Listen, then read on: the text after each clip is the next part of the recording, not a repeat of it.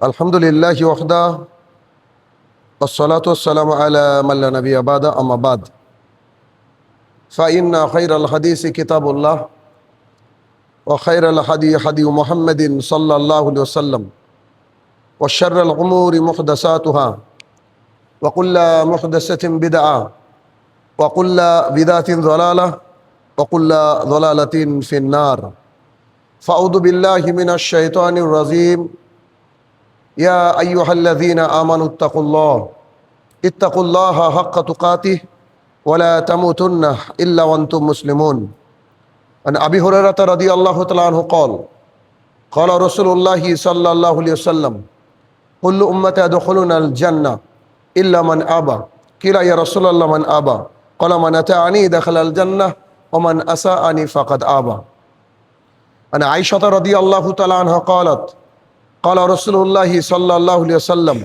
من عمل عملا ليس عليه أمرنا فهو رد। সম্মানিত উপস্থিতি, সর্বপ্রথম আল্লাহ সুবহানাহু ওয়া তাআলার বারগাহে শুকরিয়া জ্ঞাপন করব যে আল্লাহ তাআলা জুমার সালাত আদায় করার লক্ষ্যে আমাদেরকে মসজিদে প্রেরণ করেছেন, যিনি বিচার দিবসের একক এবং একচ্ছত্র অধিপতি, সে রব্বুল ইজ্জাতের বারগাহে শুকরিয়া জ্ঞাপনার্থে আমরা বলি আলহামদুলিল্লাহ। অতঃপর সমগ্র মানব জাতির শিক্ষক, সমগ্র মানব জাতির পথপ্রদর্শক মুহাম্মদুর রাসূলুল্লাহ সাল্লাল্লাহু আলাইহি সাল্লামের উপর শতকোটি সালাত ও সালাম বর্ষিত হোক, আমরা বলি আল্লাহুম্মা আমিন। আজ আমাদের সংক্ষিপ্ত খুতবার আলোচনার তথা খুতবার বিষয় জান্নাত। বেশ কিছু পর্ব অনুসারে পাঠ পাঠ করে জান্নাতের যে নিয়ামতের কথা আল্লাহ সুবহানাহু ওয়া তাআলা জানিয়েছেন মুহাম্মদ সাল্লাল্লাহু আলাইহি ওয়াসাল্লামের মাধ্যমে, তা আমরা কয়েকটা জুম্মা যাবত আলোচনা করার চেষ্টা করব ইনশাআল্লাহুল আজিজ। অর্থাৎ জান্নাত আজকে পর্ব 1। আমরা মানুষ, আল্লাহ সুবহানাহু ওয়া তাআলা আমাদেরকে সৃষ্টি করেছেন পরীক্ষা করার জন্য। পরীক্ষা শেষে আল্লাহ সুবহানাহু ওয়া তাআলা যেই ফল, ফাইনাল যে রেজাল্ট দিবেন, ওই রেজাল্টের পর নির্ধারিত হবে কে জান্নাতে যাবে আর কে জাহান্নামে যাবে। আমরা আপাত দৃষ্টিতে বা স্বাভাবিকভাবে জানি জান্নাত একটা ভালো জায়গা, জাহান্নাম একটা খারাপ জায়গা, কিন্তু তার বিষয়ে সম্যক ধারণা আমাদের জন্য জরুরি। কেন জরুরি? কারণ মানুষ, আমরা লোভ লালসার শিকার সর্বদা হয়ে থাকি। মানুষের অন্তরে যদি জান্নাতের লোভ ঢুকে থাকে বা লোভ থাকে, তাহলে সে দুনিয়ার যত যাবতীয় খারাপ কাজ তা থেকে দূরে থাকবে এবং জান্নাতের জন্য লালায়িত হবে, আকাঙ্ক্ষিত হবে এবং পাওয়ার চেষ্টা করবে। ঠিক রাসূল সাল্লাল্লাহু আলাইহি ওয়াসাল্লাম যেমন সাহাবায়ে কেরাম তথা গোটা বিশ্বের মানুষদের সামনে জান্নাতের বর্ণনা করেছেন, যাতে করে মানুষ জান্নাতের প্রতি উদ্বুদ্ধ হতে পারে আর জাহান্নাম থেকে দূরে থাকতে পারে। এই জন্য আজকের আলোচনার বিষয় জান্নাত। জান্নাত আরবি শব্দ, ফার্সিতে জান্নাতকে বলা হয় বেহেশত, যদি আমরা বাংলা হিসেবে মনে করি, কিন্তু ফার্সি শব্দ হচ্ছে বেহেশত। জান্নাত এই শব্দটি আল্লাহ সুবহানাহু ওয়া তাআলার কোরআনুল কারীমে 114 জায়গায় এসেছে। আল্লাহ তাআলা 114 জায়গায় জিকির করেছেন এই জান্নাতের, যে জান্নাত তিনি তৈরি করে রেখেছেন মুমিনদের জন্য। আমরা মারা যাবো এই কথা সুনিশ্চিত। ঠিক যেমন সূর্য আমরা দেখতে পাই, সূর্যের আলো ফোটার সাথে সাথে দিন একেবারে স্বচ্ছ পরিষ্কার, ঠিক তেমনই ট্রান্সপারেন্ট হচ্ছে মৃত্যু। পৃথিবীতে কেউ বেঁচে থাকতে আসেনি, সবাইকে চলে যেতে হবে, কথা বাস্তব। আমরা নিজে হাতেও অনেকে কবরে গিয়ে তাকে কবরস্থ করেছি। আমরা জানি যে আমাদের চিরস্থায়ী জায়গা এখানে নয়। একসময় আমরা মৃত্যুর করে সবাই ঢলে পড়ব। তারপরে কবর নামক ভয়াবহ এক জায়গায় অবস্থান হবে। সেখানে যদি আল্লাহ তাআলার অনুগ্রহে আমরা বাঁচতে পারি, আমাদের আমল আখলাক চরিত্র দিয়ে কিছুটা যদি সেভ হতে পারি, তারপরের পরবর্তী জগতের নাম হচ্ছে কিয়ামতের মাঠ। এই কিয়ামতের মাঠের কাঠগড়ায় সবাইকে একদিন দাঁড় হতে হবে। মুমিন, বেঈমান, পৃথিবীতে যারা অবস্থান করছে, অবস্থান করেছিলেন এবং আসবেন, সবাইকে আল্লাহ সুবহানাহু ওয়া তাআলার কাঠগড়ায় দাঁড় হতে হবে। কাঠগড়ায় দাঁড় হওয়ার পর আল্লাহ সুবহানাহু ওয়া তাআলা আমাদের ওজন, আমাদের যে আমাল, যেগুলো গাইডলাইন দিয়েছিলেন, আমরা কে কতটা করেছি তার স্কেল মেজারমেন্ট হবে কিয়ামতের মাঠে। যার নেকির পাল্লা ভারী হবে আল্লাহ সুবহানাহু ওয়া তাআলা তার জন্য জান্নাতকে দিয়ে দিবেন, আর যার নেকির পাল্লা কম হয়ে যাবে, অর্থাৎ গুনার পাল্লা ভারী হয়ে যাবে, সর্বোচ্চ গুনাহ করে ফেলবে, তাকে আল্লাহ সুবহানাহু ওয়া তাআলা জাহান্নামে দিবেন। আল্লাহ সুবহানাহু ওয়া তাআলা বলেন যে প্রত্যেক মানুষকে মৃত্যু স্বাদ গ্রহণ করতে হবে। কুল্লু নাফসিন যায়কাতুল মাউত। পৃথিবীতে যত নাফস রয়েছে প্রত্যেক নাফসকে একদিন মৃত্যু স্বাদ গ্রহণ করতে হবে। অতঃপর আল্লাহ তাআলা বলেন কিয়ামতের দিন তোমাদের কর্মফল পূর্ণ মাত্রায় প্রদান করা হবে।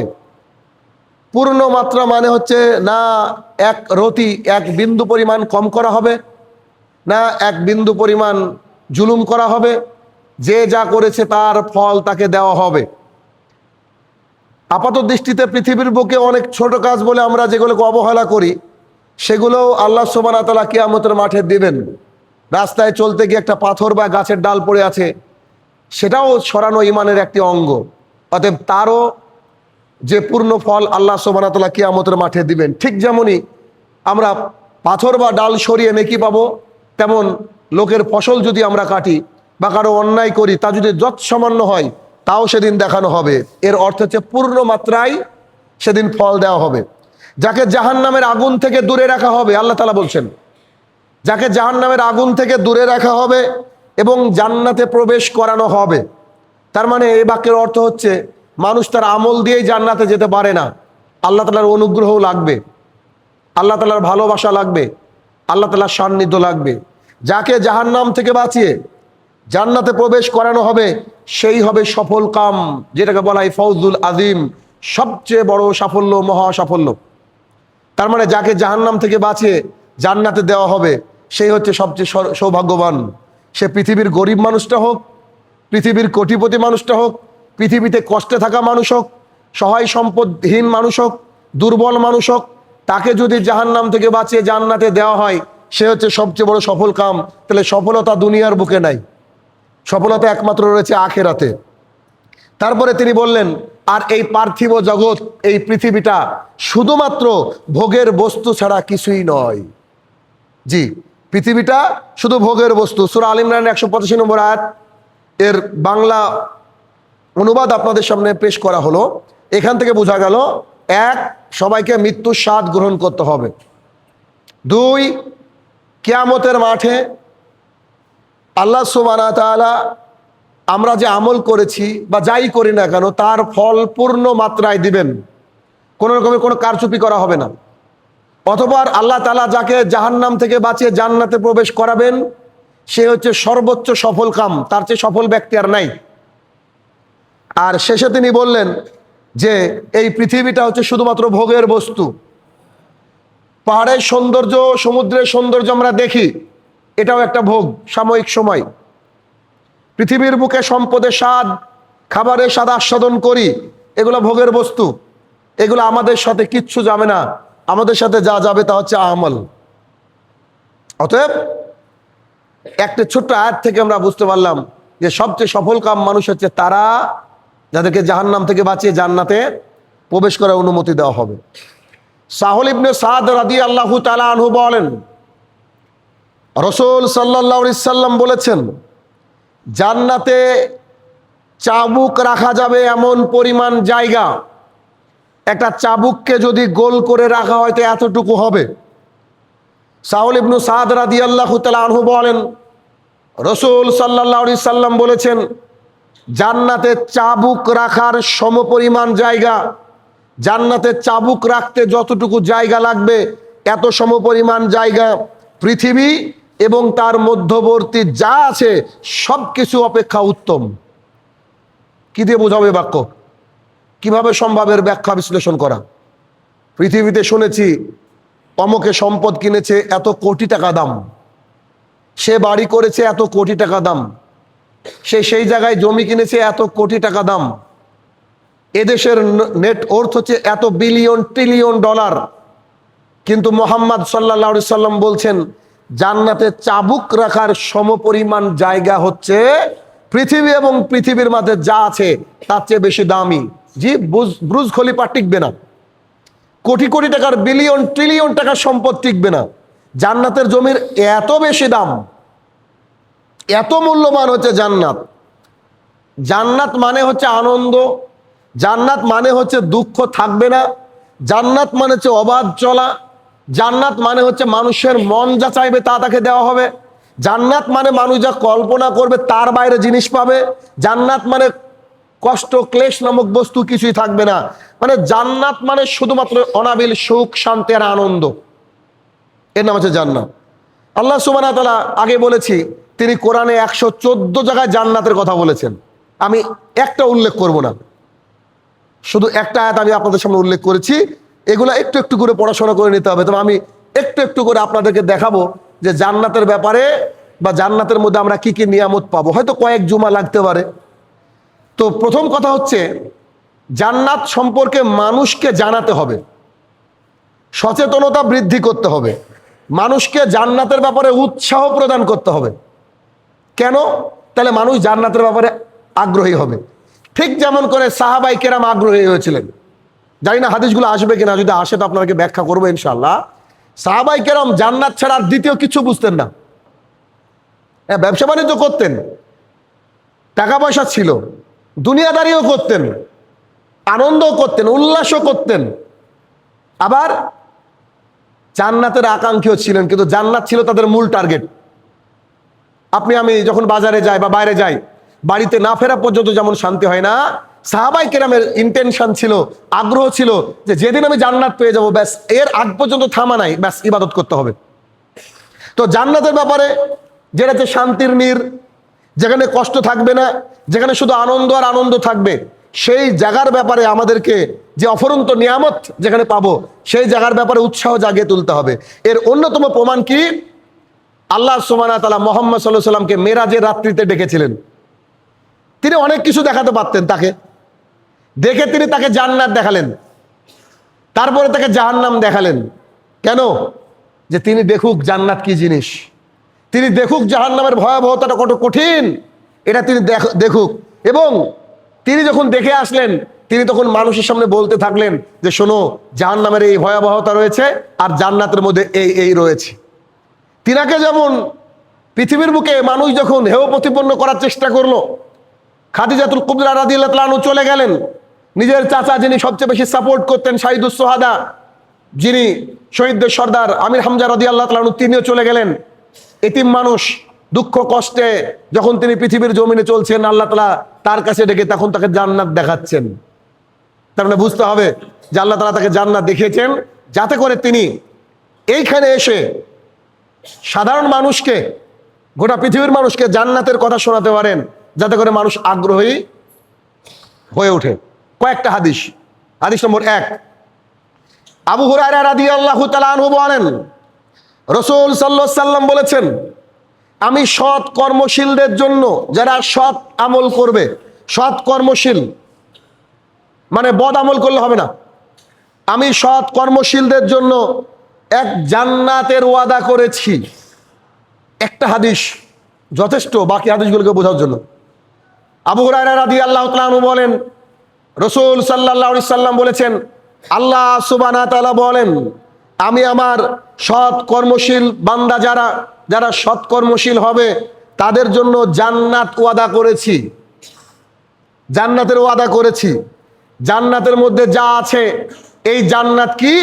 তখন একে একে মুহাম্মদ সাল্লাল্লাহু আলাইহি ওয়াসাল্লাম বলছে, এক, যে জিনিস কোন মানে জান্নাতের মধ্যে যা আছে সেই জান্নাতের মধ্যে থাকা যে জিনিস, এই জিনিস পৃথিবীর কোনো চোখ কোনো দিন দেখেনি। মানুষ কাশ্মীরে গেলে বলে যে কাশ্মীর নাকি ভূস্বর্গ, পৃথিবীর স্বর্গ। আকাশে সুন্দর মেঘের লালিমা দেখলে মানুষ বলে এর চেয়ে সৌন্দর্য আর কিছু নেই। মানুষ সুন্দর কবিতা শুনলে বলে যে এটা যেন একেবারে মানে বর্ণনা করার মতো ভাষা নেই। মানুষ মেঘের সৌন্দর্য, পাহাড়ের সৌন্দর্য, ঝর্ণার সৌন্দর্য দেখে অবাক হয়ে যায়, তখন বলে যে কতই না সুন্দর সৌন্দর্য। কিন্তু আল্লাহ সুবহানাহু ওয়া তাআলা বলছেন, মুহাম্মদ সাল্লাল্লাহু আলাইহি ওয়াসাল্লাম বলছেন, জান্নাতে যে জিনিস রাখা হয়েছে পৃথিবীর কোনো চোখ তা দেখেনি। তাহলে জান্নাত কি কেমন? 2, জান্নাতের ব্যাপার ভেতরে কি আছে তা কোনো কান কোনোদিন শুনেনি, কোনো কান কোনোদিন শুনেনি, অথচ আমাদের কান শুনেছে এলিয়েনের গল্প, আমাদের কান শুনেছে মহাকাব্যের কত রকমের কাল্পনিক চরিত্র, আমাদের কান শুনেছে মহাবিশ্বের কত কিছু অজানা জিনিস, কিন্তু জান্নাতে আল্লাহ সুবহানাহু ওয়া তাআলা এমন সুরক্ষিত রেখেছে, এই জান্নাতের মধ্যে কি আছে এটা আল্লাহ তাআলা ছাড়া আর কেউ জানে না। মানে আগ্রহ। 3, তিনি বলছেন ওয়া খাতার আলা কালবে বাশার, মানুষের অন্তরও কল্পনা করতে পারে না জান্নাতের মধ্যে কি আছে। এই বাক্যটা আমার কাছে খুব কঠিন মনে হয়, কারণ মানুষ অন্তরে কল্পনা করে কত কি করে, কল্পনা করে কত চরিত্র গঠন করে, নতুন সিনেমা, নতুন নাটক, নতুন কত কি উপন্যাস বানিয়ে ফেলে, অথচ মানুষের অন্তরও নাকি কল্পনা করতে পারবে না। তার মানে আপনার আমার অন্তর সর্বোচ্চ কল্পনা করে যেখানে পৌঁছাবে ওটা জান্নাতের কিছুই না, ওটা কিছুই না। অত্র হাদিস থেকে আমরা বুঝতে পারলাম যে জান্নাত এমন এক জায়গা, যে জায়গার কথা মানুষের অন্তর কল্পনা করতে পারে না, কান শুনতে পারে না, এমনকি চোখ দেখেনি। তাহলে পৃথিবীতে যা দেখেছি, যতই সৌন্দর্য জিনিস, যতই সুন্দর গল্প শুনেছি, যাই করেছি, এগুলো জান্নাতে থাকবে না। পৃথিবীর সাথে কোনো কিছু কম্পেয়ার করা যাবে না। জান্নাত এক আশ্চর্য জায়গা। পরে হাদিস, সাদ ইবনু আবি ওয়াক্কাস রাদিয়াল্লাহু তাআলা আনহু বলেন, সাদ ইবনু আবি ওয়াক্কাস, মনে পড়ছে যেই সাহাবীর মৃত্যুতে আল্লাহ তাআলার আরশ কেঁপে উঠেছিল, ৭০,০০০ ফেরেশতা এসেছিল যার জানাজায়, সেই সাদ ইবনু আবি ওয়াক্কাস রাদিয়াল্লাহু তাআলা আনহু তিনি বর্ণনা করছেন। সাদ ইবনু আবি ওয়াক্কাস রাদিয়াল্লাহু তাআলা আনহু তার পিতা সূত্রে বর্ণনা করেছেন, তিনি তার পিতা থেকে দাদা সূত্রে বর্ণনা করেছেন, এবং বলছেন নবী করিম সাল্লাল্লাহু আলাইহি সাল্লাম বলেছেন, আল্লাহ রাসূল সাল্লাল্লাহু আলাইহি সাল্লাম বলেছেন, যদি জান্নাতের, একটু আগে চাবুক পরিমাণ জায়গা শুনলাম, এখন বলছেন জান্নাতের মধ্যে নখ পরিমাণ কোন বস্তু, জান্নাতের মধ্যে যে এলিমেন্টগুলো আছে তার নখ পরিমাণ কি আছে জান্নাতে, এগুলা আস্তে আস্তে দেখবো, এবার একটু আইডিয়া দিচ্ছি। জান্নাতের মধ্যে আপনি যা চাইবেন সে খাবার পাবেন, জান্নাতের মধ্যে আপনার আনার পাবেন, খেজুর পাবেন, কলা পাবেন, এগুলো পৃথিবীর সাথে কিন্তু সামঞ্জস্যপূর্ণ হবে না স্বাদে। তো জান্নাতের মধ্যে মণিমুক্তা থাকবে, জান্নাতে মদের নদী থাকবে, শরাবের নদী, যা খেলে নেশা হবে না, ভালো লাগবে। জান্নাতের মধ্যে মধু থাকবে, মধুর নদী, মধু না, মধুর নদী। জান্নাতের মধ্যে দুধ থাকবে, যেটা ফরইভার থাকবে, কখনো নষ্ট হবে না। তো জান্নাতের মধ্যে চামচ থাকবে, জান্নাতের মধ্যে বাসনপত্র থাকবে, পানি পাত্রের পানি পান করার জন্য গ্লাস থাকবে, এগুলা কোনোটা হবে রূপার, কোনোটা হবে চাঁদির। জান্নাতের পানির হবে আলাদা সেন্ট, সুঘ্রাণ। তাই এর মধ্যে যদি কোনো বস্তু নখ পরিমাণ, এটা পৃথিবীতে কেউ প্রকাশিত করে দিত, ফেলে দিত, পৃথিবীর বুকে কেউ ফেলে দিত, আকাশ আর জমিনের মধ্যে যত দূর বিস্তৃত পৃথিবীতে সবকিছু আলোকময় হয়ে যেত। সুবহানাল্লাহ বিহামদিহি। তার মানে কি পৃথিবীতে লাইট লাগতো না, মেঘও পৃথিবীকে আলোকিত করতে, অন্ধকারচ্ছন্ন করতে পারতো না। কত পরিমাণ জিনিস, জান্নাতের কোনো একটা বস্তুর নখ পরিমাণ জিনিস যদি পৃথিবীতে পড়ে, পৃথিবীতে প্রকাশিত হয়, তো পৃথিবীতে কোনো আলো লাগবে না, একেবারে মুক্তার মতো ঝকঝক ঝকঝক করে চারিদিক আলোকিত হয়ে যাবে। রাত আর রাত হবে না, রাত ও দিন, দিন ও রাত, দিন ও দিন, এরকম হয়ে যাবে। এরপরে আকাশ জমিনের মধ্যে যা কিছু আছে কি হবে, তা আলোকিত হয়ে যাবে। আর যদি জান্নাতের কোনো একজন মানুষ তার অলংকার সহ, তোমরা জান্নাতীকে অলংকার পরানো হবে, কি অলংকার আল্লাহ তাআলা জানে। জান্নাতে গেছে এমন মানুষ, তাদের মধ্যে কোনো একজন অলংকার পরেছে, গয়না পরেছে, অলংকার সহ যদি পৃথিবীর দিকে উকি দিত, পৃথিবীর দিকে খালি উকি দিত, ও পৃথিবীতে আসার দরকার নাই, জান্নাত থেকে একবার এরকম করে পৃথিবীর দিকে তাকাতো। সুবহানাল্লাহ, এই বাক্যটা কি সুন্দর বাক্য। তবে সূর্যের আলো এমন ভাবে ম্লান হয়ে যেত, সূর্যের আলো এমন ভাবে ম্লান হয়ে যেত, ফেড হয়ে যেত, একেবারে কমে যেত, ঠিক যেমন করে সূর্যের আলো তারাকে ম্লান করে দেয়। সুবহানাল্লাহ বিহামদিহি। কি দিয়ে বুঝাবে হাদিস, কি করে বুঝবেন বলেন তো, একটু বোঝার চেষ্টা করেন। আপনারা কি জানেন রাত্রেবেলায় যে তারাগুলো আমরা দেখি, সেই তারাগুলো দিনেও থাকে? দিনেও থাকে, একইভাবে থাকে, কিন্তু দিনে আমরা দেখতে পাই না। কেন? কারণ ওই তারার চেয়ে সূর্যের আলো বেশি। তাই আপনি এখন একটা টর্চ লাইট নিয়ে মসজিদে এসেছেন, ওটাকে লাইট জ্বালাচ্ছেন আর যাচ্ছেন অন্ধকারের মধ্যে, কিন্তু কেউ একটা গাড়ির সামনে যে লাইট, হেডলাইট, সেটা এত খুব কঠিন লাইট, সেটা মেরেছে, তখন আপনার টর্চ লাইটের আলো আর দেখা যাবে না। তো আল্লাহ সুবহানাহু ওয়া তাআলা মুহাম্মদ সাল্লাল্লাহু আলাইহি ওয়াসাল্লামকে দিয়ে বলছেন, তুমি বলো জান্নাতের একজন মানুষ যার অলংকার পরা আছে, সে যদি পৃথিবীর দিকে তাকায় তো সূর্য ওইভাবে ম্লান হয়ে যাবে যেমন করে তারা আর দেখা যায় না, সূর্যকে আবার তেমন করে দেখা যাবে না। সুবহানাল্লাহ। তো আপনারা চিন্তা করে দেখেন, তিরমিজির হাদিস 2538, মানে 2538 নম্বর হাদিস। তাহলে চিন্তা করে দেখেন, এ হচ্ছে জান্নাত, মানে জান্নাতের ব্যক্তির কথা বলা হয়েছে, তিনি উকি দিলে পরিস্থিতি এমন হয়ে যাবে। হাদিস নম্বর 3, আনাস ইবনে মালিক রাদিয়াল্লাহু তাআলা আনহু বলেন, রাসূল সাল্লাল্লাহু আলাইহি ওয়াসাল্লাম বলেছেন, এই হাদিস শুনেছেন আমার মুখে কয়েকবার, কিয়ামতের দিন আল্লাহ সুবহানাহু ওয়া তাআলা নির্দেশ করবেন ফেরেশতাদেরকে। ফেরেশতারা নির্দেশ পেয়ে পৃথিবীতে যারা খুব আরাম আয়েশে জীবন যাপন করেছে, জীবনে তাদের দুঃখ কষ্ট আসেনি, কোনোদিন না খেতে পাওয়ার যন্ত্রণা তারা উপভোগ করেনি, কোনোদিন কোনো কিছু আকাঙ্ক্ষা করেছে, ইচ্ছা করেছে, কিনতে পারেনি, এমন দৃশ্য হয়নি, একেবারে সোনার চামচ নিয়ে জন্মগ্রহণ করেছে, সোনার খাটিয়ায় শ্মশান কবর পর্যন্ত পৌঁছেছে, এমন মানুষকে কিয়ামতের মাঠে বের করে নিয়ে আসা হবে। মানে সবচেয়ে কোটিপতি মানুষ, এখনকার বিশ্বের সবচেয়ে বড় লোক মানুষের নাম হচ্ছে এলন মাস্ক। ও যদি মারা যায়, ধরেন কথার কথা, এই অবস্থায় মারা গেলে তাকে নিয়ে আসা হবে। এরপরে রাসূল সাল্লাল্লাহু আলাইহি ওয়াসাল্লাম বলছে তাকে জাহান্নামের মধ্যে চুবানো হবে, একটু চুবিয়ে বের করে নিয়ে আসা হবে। এরপরে আল্লাহ সুবহানাহু ওয়া তাআলার সামনে দাঁড় করিয়ে দেওয়া হবে, তাকে জিজ্ঞাসা করা হবে দুনিয়ার বুকে কেমন ছিলাম। হয়তো 60 বছর, 70 বছর, সে 80 বছর বেঁচেছে দুনিয়ার বুকে, আর আমার আয়েশ জাহান্নামের মধ্যে একটা চুবানি খেয়ে বলবে, আল্লাহি, আল্লাহর কসম করে বলছি, আপনার ইজ্জতের কসম, পৃথিবীর বুকে কোনোদিন সুখে ছিলাম, শান্তিতে ছিলাম, মনে পড়ে না। কি কঠিন একটা ব্যাপার, একটা সেকেন্ড বা তারও কম সময় জাহান্নামের মধ্যে থেকে 70 বছর ভুলে যায়, এর নাম হচ্ছে জাহান্নাম।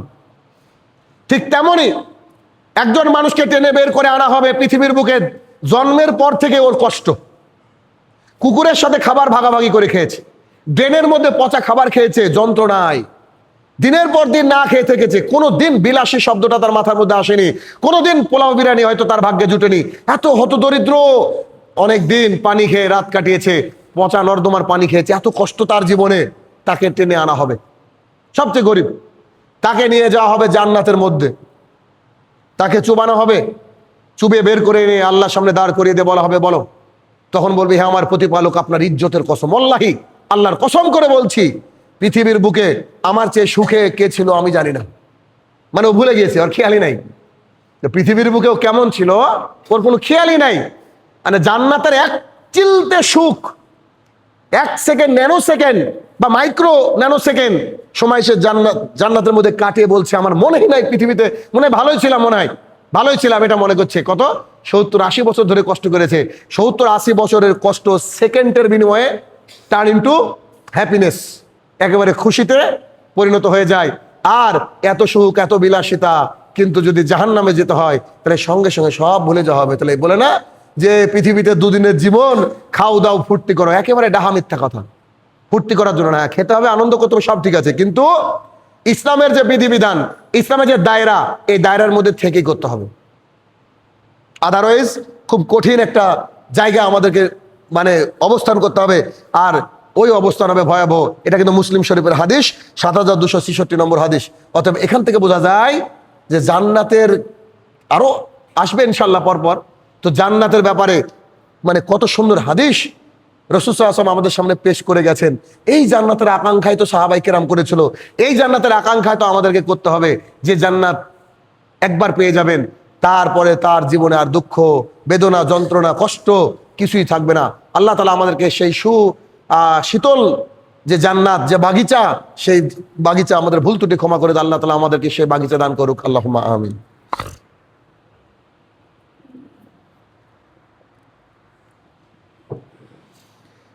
আলহামদুলিল্লাহি ওয়াহদা ওয়াসসালাতু ওয়াসসালামু আলা মান লা নাবিয়্যা বাদা, আম্মা বাদ। আলোচনা হচ্ছে জান্নাত। যদিও নিয়ামত সম্পর্কে এখনো বলতে শুরু করিনি, হয়তো আজকের জুমায় হবে না, পরবর্তী জুমায় আস্তে আস্তে একটু আলোচনা করব। তো আমি শুধু জান্নাতের ব্যাপারে উৎসাহ জাগানোর জন্য আল্লাহ তাআলা ঠিক যেমন মুহাম্মদ সাল্লাল্লাহু আলাইহি ওয়াসাল্লামকে ডেকেছিলেন, আমি এতটুকু কাজ আপনাদেরকে করছি যে তিনি সেই মুখের বাণী, যেই মুখ দিয়ে এই কোরআনুল কারীম আল্লাহ তাআলা নাজিল করেছেন, সেই মুখের বাণীগুলো আপনাদের সামনে পৌঁছানোর চেষ্টা করছি, নিজে উপলব্ধি করার চেষ্টা করছি। কারণ হাদিসকে হাদিসের মতো একটু উপভোগ করার চেষ্টা করতে হবে। খালি শুনলেন চলে গেলেন, ভালো খুতবা ইত্যাদি, ভাই এগুলো কোনো কাজ নাই, এগুলো কোনো কাজ নাই। হাদিসকে বুঝতে হবে, পৃথিবীটা একেবারে দুদিনের, সামান্য দিনের, মালাকুল মত কখন আসবে, আজকে শেষ সালাম আমি দিতে পারবো কিনা এটাও আমি জানি না। এটাই তো জীবন। এই জন্য রেডি থাকতে হবে, প্রস্তুত থাকতে হবে। যদি প্রস্তুত না থাকি তাহলে আমাদের চেয়ে বোকা আর কে হবে? একটু তো অন্তত শিক্ষা আছে পেটে, শিক্ষা থাকার পরেও যদি আমরা বোকামি করি তাহলে তো ভুল হবে বিষয়টা। আসেন হাদিস নম্বর 4। আব্দুল্লাহ ইবনে ওমর রাদিয়াল্লাহু তাআলা আনহু বলেন, নবী করিম সাল্লাল্লাহু আলাইহি সাল্লাম বলেছেন, যদি কোনো ব্যক্তি কোনো জিম্মিকে হত্যা করে, যদি কোনো ব্যক্তি কোনো জিম্মিকে হত্যা করে, সে জান্নাতের সুঘ্রাণ পাবে না, সে জান্নাতের সুঘ্রাণ পাবে না। অতঃপর তিনি বললেন, জান্নাতের সুঘ্রাণ পাওয়া যায় 40 বছরের দূরের রাস্তা থেকে। এই হাদিসটা কেন আনলাম? এই হাদিসটা আনার পেছনে একটাই কারণ, যে জান্নাত তো কি, চিন্তা করেন জান্নাতের মধ্যে কি নিয়ামত আছে। সেই জান্নাতের সুঘ্রাণ পাওয়া যাবে এখান থেকে 40 বছর দূরের রাস্তায়। যানবাহনে যাবেন, বুলেট ট্রেনে যাবেন, নাকি রকেটে যাবেন এটা জানি না, 40 বছর দূরের রাস্তা।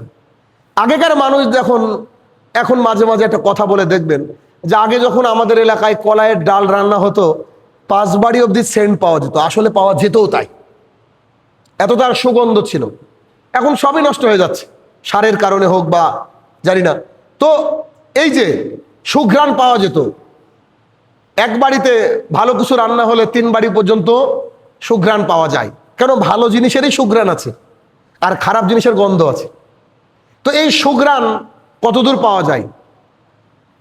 পৃথিবীর বুকে এমন মানুষ আছে জানেন, যারা সেন্ট ইউজ করে, এক ফোঁটা বললে ভুল হয়ে যাবে, একবার একটু গায়ে লাগিয়ে নেয়, এই সেন্টের দাম কয়েক কোটি টাকা। এমন মানুষও আছে যে একটু সেন্ট ইউজ করে, মানে কয়েক লক্ষ টাকা দামের সেন্ট।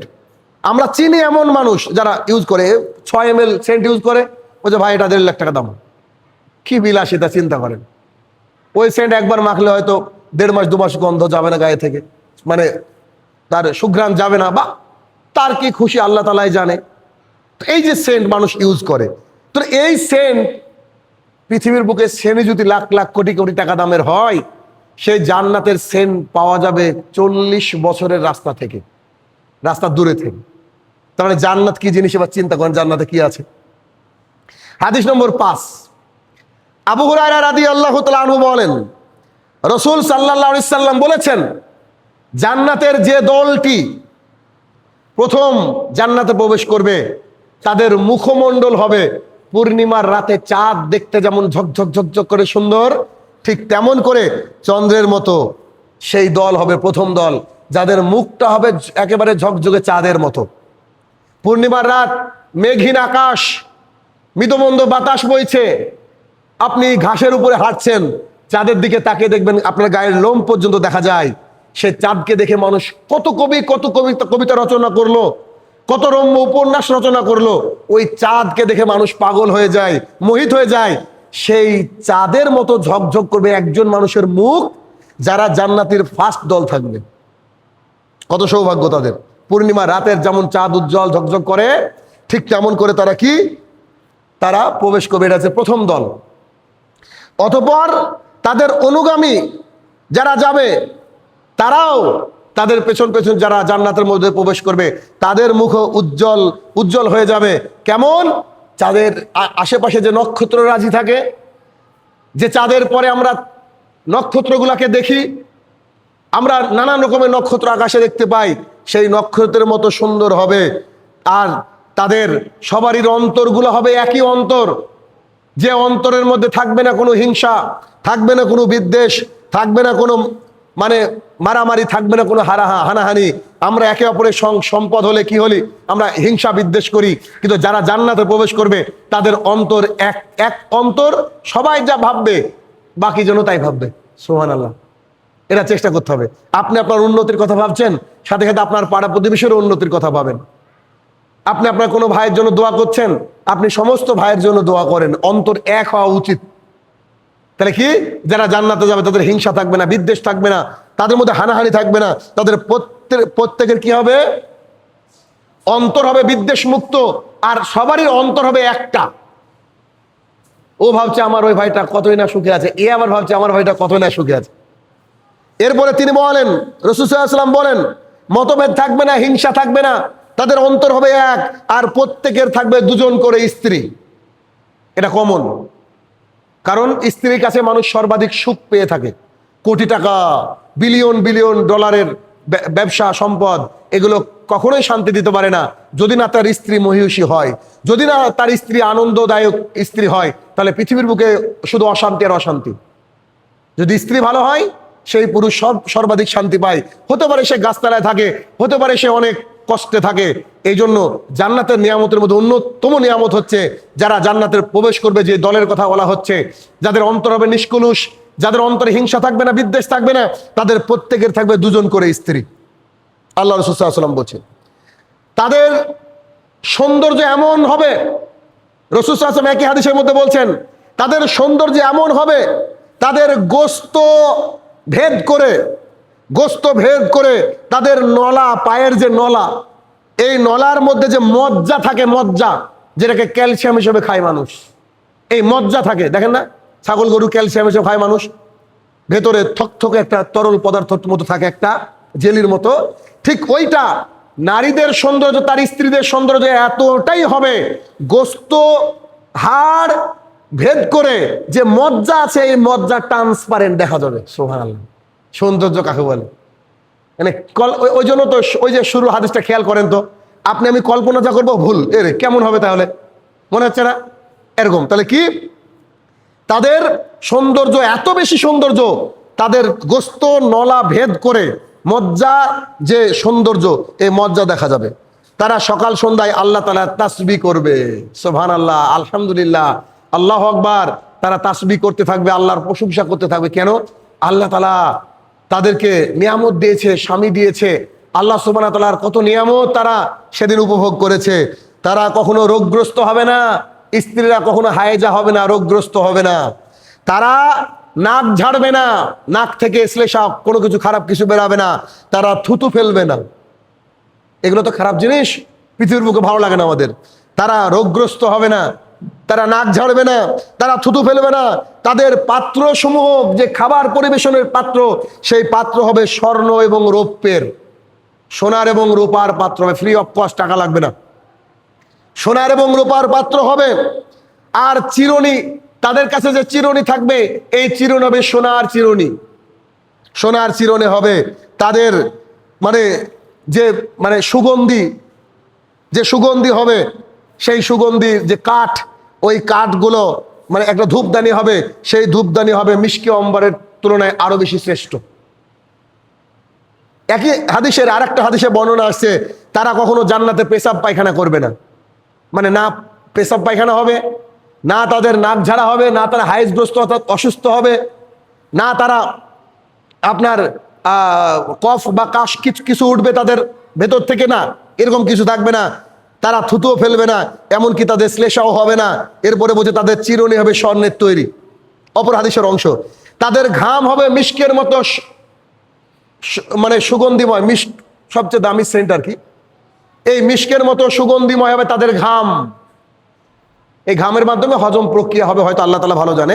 তাদের ধূপদানি, যে ধূপ হবে, এই ধূপদানি হবে চন্দনের কাঠ, দেখেন না চুরি করে নিয়ে যায় মানুষ, প্রচুর দাম চন্দনের কাঠের। আর তাদের চোখ হবে ডাগর, হাদিসের ভাষা ডাগর, তারা চক্ষু বিশিষ্ট হবে একেবারে হুরগণ, মানে হুর। আর তাদের স্ত্রীরা যারা হবে, তারা হুরদের মধ্য থেকে হবে, ডাগর, সুন্দর দেখতে তারা হবে। তাদের সকলের দেহের গঠন হবে একই রকম, একই সৌন্দর্য, একই রকম। এমন আফসোস থাকবে না যে আমার স্ত্রী খারাপ, ওর স্ত্রী সুন্দর, এমন হবে না। সবারই অন্তর হবে এক। তাদের দেহের গঠন হবে আরো সুন্দর, সবারই একই হবে। তারা সবাই তাদের আদি পিতা আদম আলাইহিস সালামের মতন 60 হাত লম্বা হবে। তার মানে স্ত্রী 60 হাত লম্বা, আর আপনি আমি ছোট হবো, তাই হয় নাকি? জান্নাতে যারা যাবে তাদের আকৃতি কি হবে? 60 হাত লম্বা। ওই জন্য রাসূল সাল্লাল্লাহু আলাইহি ওয়াসাল্লাম বলেছেন না যে জান্নাতের বিষয় কল্পনার মধ্যে আসবে না, যা কল্পনা করবেন তাই ভুল হবে। তাহলে কি তাদের দৈর্ঘ্য হবে কি? 60 হাত। তাহলে এই যে একটা হাদিস থেকে কত বর্ণনা পেলাম, চিন্তা করেন তো। এই জান্নাতের জন্য লালায়িত ছিলেন কারা? মুহাম্মদ সাল্লাল্লাহু আলাইহি ওয়াসাল্লামের সাহাবায়ে কেরাম সবসময় লালায়িত ছিলেন যে জান্নাত এমন একটা জিনিস যেটা সবসময় চাইতে হবে। হাদিস নম্বর 6, আব্দুল্লাহ ইবনে মাসউদ রাদিয়াল্লাহু তাআলা আনহু বলেন, রাসূল সাল্লাল্লাহু আলাইহি ওয়াসাল্লাম বলেছেন, তোমাদের জুতার ফিতার কাছে জান্নাত আর জাহান্নাম, তোমাদের জান্নাত জাহান্নাম তোমাদের পায়ের ফিতার কাছে, যেমন জুতার ফিতার তোমার পায়ের দূরত্ব যতটা, জান্নাত জাহান্নাম দূরত্ব অতটা। তুমি ভালো কাজ করলে জান্নাত, আর খারাপ কাজ করলে জাহান্নাম। অনেক হাদিস ছিল, আরেকটা হাদিস বলে শেষ করব। আবু হুরায়রা রাদিয়াল্লাহু তাআলা আনহু বলেন, রাসূল সাল্লাল্লাহু আলাইহি ওয়াসাল্লাম বলেছেন, যে লোক ভয় পায় সেজন্য ভোর রাতে যাত্রা শুরু করে। যে লোক ভয় পায় সেজন্য ভোর রাতে যাত্রা শুরু করে। আর ভোরবেলাতে যে লোক যাত্রা শুরু করে, আর যে লোক ভোরবেলাতে যাত্রা শুরু করে, সে তার গন্তব্যে পৌঁছাতে পারে। সে তার মানে অনেক দূরে রাস্তা যাবেন, হেঁটে যাবেন, তাহলে কি একটু ভোর ভোর বেরোতে হবে, তাড়াতাড়ি বেরোতে হবে। তাহলে যে লোক ভয় পায় সেজন্য ভোরবেলাতে যাত্রা শুরু করে এবং সে যেন তার গন্তব্যে পৌঁছাতে পারে। জেনে রাখো, আল্লাহ তাআলার পণ্য খুব দামি। আল্লাহ তাআলার পণ্য কি? আল্লাহ তাআলার পণ্য খুব দামি, আর তার পণ্য হলো জান্নাত। আল্লাহ তাআলার পণ্য কি? আল্লাহ তাআলার পণ্য হচ্ছে জান্নাত। তাহলে এই জান্নাতের সুশীতল ছায়ায় যেতে গেলে ভোর রাত থেকে জার্নি শুরু হবে। এখন নিশ্চয়ই বুঝতে পারছেন ভোর রাত থেকে জার্নি মানে কি। আল্লাহ সুবহানাহু ওয়া তাআলা আমাদেরকে কোরআন এবং সুন্নাহ মোতাবেক চলে জান্নাতের অধিবাসীর সার্টিফিকেট গ্রহণ করার তৌফিক আদা করুক, আল্লাহুম্মা আমিন। হে আমার প্রতিপালক, আমরা যেন এই সুশীতলময় জান্নাত, যে জান্নাতের এত এত নিয়ামতের কথা সামান্য কয়েকটা হাদিস থেকে শুনলাম, আমরা যেন সবাই, এখন যারা শুনছি মিডিয়ার মাধ্যমে যারা শুনবে, আল্লাহ সবাই যেন আমরা জান্নাতের অধিবাসী হতে পারি, তুমি সেই তৌফিক আদা করো, আল্লাহুম্মা আমিন। হে আমার প্রতিপালক, কবরের তলে যারা শায়িত জানি না কি হালে রয়েছে, তারা যদি ক্ষমার যোগ্য হয়, আল্লাহ তুমি তাদেরকে ক্ষমা দান করো, আল্লাহুম্মা আমিন। হে আমার প্রতিপালক, আমরা যেন আরো বেশি বেশি করে জান্নাতের জন্য লালায়িত হতে পারি, আকাঙ্ক্ষিত হতে পারি, আল্লাহ তুমি সেই তৌফিক আদা করো, আল্লাহুম্মা আমিন। আমরা যেন হারাম থেকে ফিরে হালালের পথে ফিরতে পারি, আল্লাহ তুমি সেই তৌফিক আদা করো, আল্লাহুম্মা আমিন।